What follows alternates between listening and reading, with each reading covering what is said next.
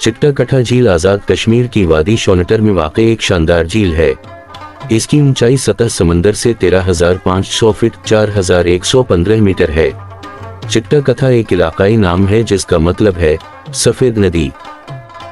चताकथा sir झील का आगाज चताकथा नदी है जो हरी पर्वत पहाड़ से बहती है। चताकथा झील एक खुरदरे लेकिन खूबसूरत और कुदरती ट्रैक के जरिए काबिल रसाई है।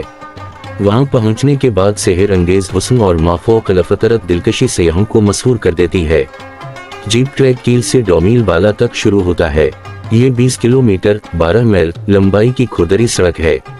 पैदल सफर का सफर 5 किलोमीटर 3.1 मील तवील सरसब्ज़ वाव शादाब खूबसूरत पीच के साथ शुरू होता है। झील कील से 20 किलोमीटर 12 मील जीप ट्रैक और फिर 5 किलोमीटर 3.1 मील हाइकिंग ट्रैक के जरिए काबिल रसाई है। चिट्टाकथा झील के सफर के दौरान मशहूर व मरूफ तफरीही मकामात धनी आबिशार, कैटन, जागर रेजोर्ट, कैरान, कील, डोमील शोनटर झील, स्पून झील, चिट्टाकठा झील। सफर के लिए आपको बुनियादी तौर पर जरूरत है गर्म कपड़े, बरसाती ट्रैकिंग जॉगर्स, सन ब्लॉक और शेडर्स, जरूरी दवा और फौरी बुनियादी तिब्बी इमदाद का बॉक्स, एनर्जी बूस्टर जैसे एनर्जी बारिश, खजूरें, कैंडी, चॉकलेट, इजाफी बैटरियों के साथ एक टार्चा, एक स्विस छुरी।